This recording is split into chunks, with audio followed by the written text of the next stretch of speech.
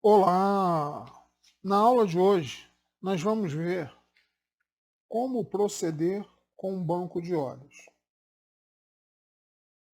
Para entender a utilidade e saber como funciona o banco de horas, considere que em determinados períodos do mês ou do ano podem ocorrer um aumento na demanda pelos serviços de uma determinada empresa. Já em outras épocas, pode ocorrer uma diminuição, ou seja, o inverso. A forma como funciona o banco de horas permite que os funcionários trabalhem a mais alguns dias e a menos em outros, sendo assim uma forma de flexibilizar a jornada de trabalho. As compensações de tempo são uma alternativa ao pagamento das horas extras, que é quando a organização é obrigada a compensar o empregado financeiramente.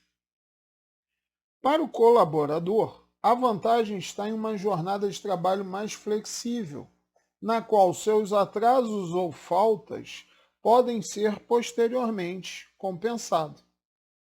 Quando não há esse sistema, os períodos de ausência do funcionário são descontados na folha de pagamento. Para a empresa, o entendimento de como um banco de horas funciona pode resultar na redução de custos com a folha de pagamento.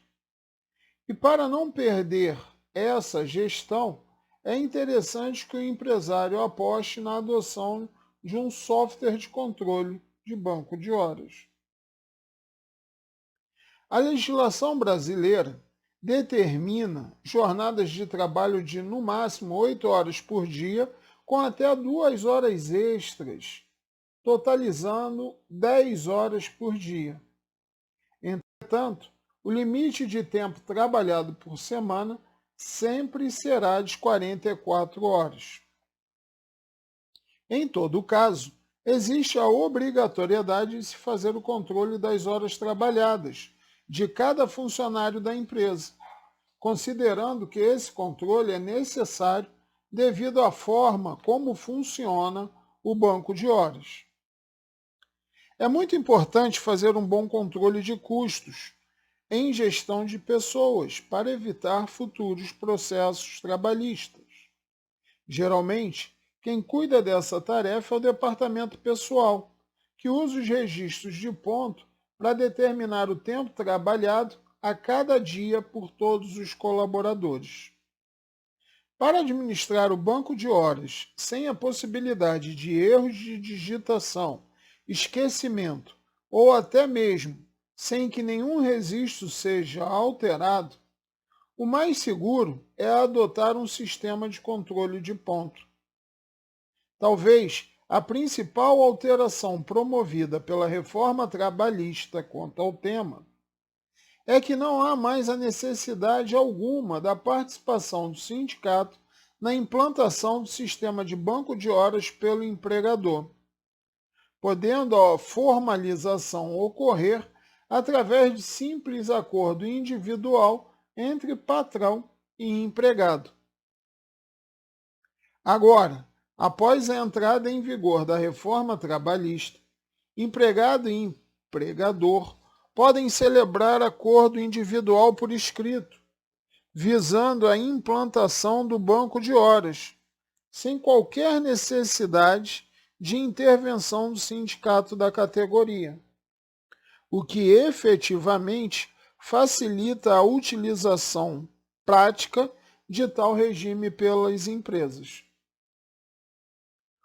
O acordo relativo ao banco de horas não necessariamente deverá envolver todos os empregados ou setores da empresa, mas apenas aqueles estrategicamente escolhidos pelo empregador.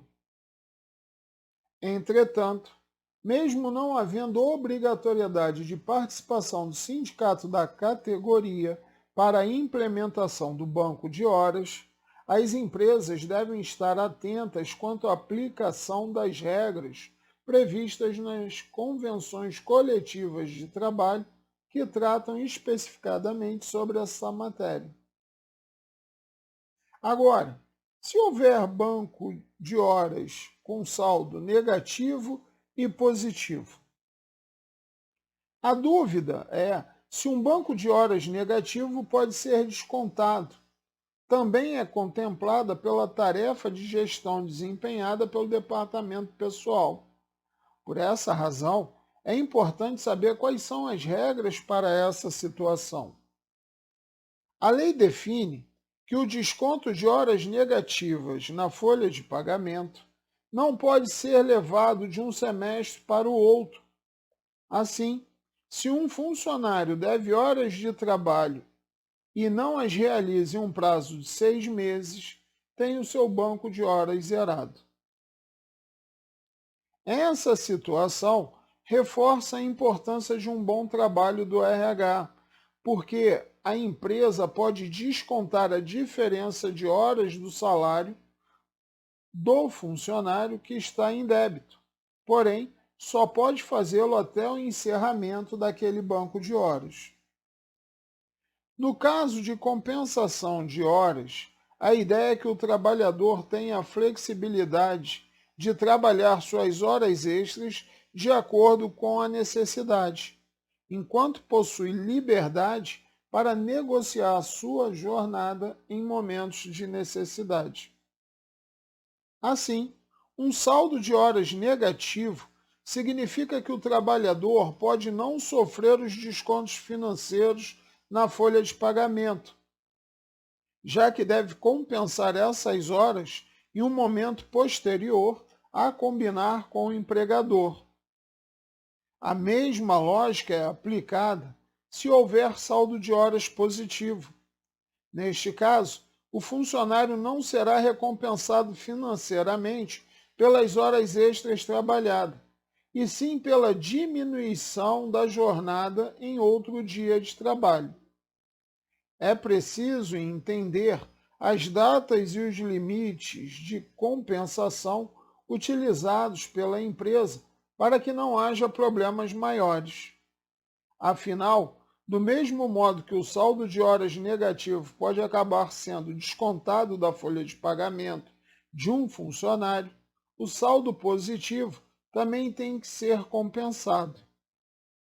Assim, entender como funciona o banco de horas pode ter impactos positivos para o caixa e para a dinâmica do trabalho estabelecido pela empresa. Como a lei não se manifesta com relação às horas extraordinárias em dias normais ou domingos e feriados, as horas seriam compensadas um por um em qualquer situação, salvo as garantias expressas em acordo ou convenção coletiva. Assim sendo, considerando, por exemplo, um saldo de 20 horas positivas no mês para o empregado, aonde 8 destas horas foi realizado num domingo, trabalhado, e 12 horas foram trabalhados em dias normais. As horas extras têm um período máximo de 6 meses para serem compensadas. Caso contrário, devem ser adicionadas na folha de pagamento, pagas com um acréscimo de pelo menos 50% do valor da hora normal. É permitido estabelecer prazos menores para a compensação, como de um mês, desde que seja feita a compensação dentro do próprio mês. O banco de horas só terá validade a partir do momento de sua constituição, não podendo retroagir, isto é, os horários não cumpridos antes de sua composição não poderão ser computados no sistema. Há necessidade de documentos elaborados pela empresa, no qual devem constar as regras do banco de hora, pontuando-se, por exemplo, a partir de que data entrará em vigor o referido sistema, como será feita a compensação das horas, De que forma ocorrerá, se por setor ou para todos os funcionários. Vamos aqui a um exemplo de um documento que vai formalizar o banco de horas do trabalhador. Veja, é um acordo individual do banco de horas. Então, nesse primeiro momento, você vai qualificar as partes, ou seja, entre a empresa e o contrato individual do trabalhador. Você vai criar uma primeira cláusula onde você vai dizer a jornada diária do trabalhador qual que é e já deixando claro que se tem um limite de 10 horas por dia com o objetivo de compensação das referidas horas trabalhadas. Numa segunda cláusula, deixe claro que o empregado aceita e se obriga a fazer sua prestação de serviço em horário noturno, diurno, em qualquer turno, em qualquer dia, domingo, feriado, dia de semana, conforme as necessidades da empresa. No terceiro, deixe claro que você tem um prazo para poder compensar essas horas, de maneira que não exceda o período máximo de 6 meses. Depois temos uma quarta cláusula, dizendo que se não ocorrer a compensação das horas, conforme estabelecido por lei, elas serão pagas com acréscimo legal de 50%. Cláusula quinta, deixe também claro, ocorrendo trabalho em domingo, será concedida uma folga correspondente ou remunerado como horário extraordinário. O presente acordo vigorará pelo período de 6 meses, renovando-se automaticamente por período subsequente. Pronto! Aqui você formalizou o banco de horas e você tem como trabalhar com um funcionário com as horas positivas ou negativas que ele adquirir ao longo do período. Lembrando que esse período de 6 meses é o que determina a reforma trabalhista, podendo ocorrer períodos menores em função de convenção coletiva.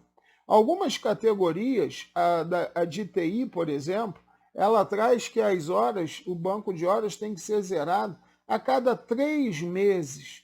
Então temos que ficar atento a esse prazo, em função da categoria, em função do sindicato, da convenção, e se o representante, o sindicato, for omisso mediante essas informações, fica valendo, então, esse termo de compromisso com um prazo de 6 meses, conforme determina a reforma trabalhista.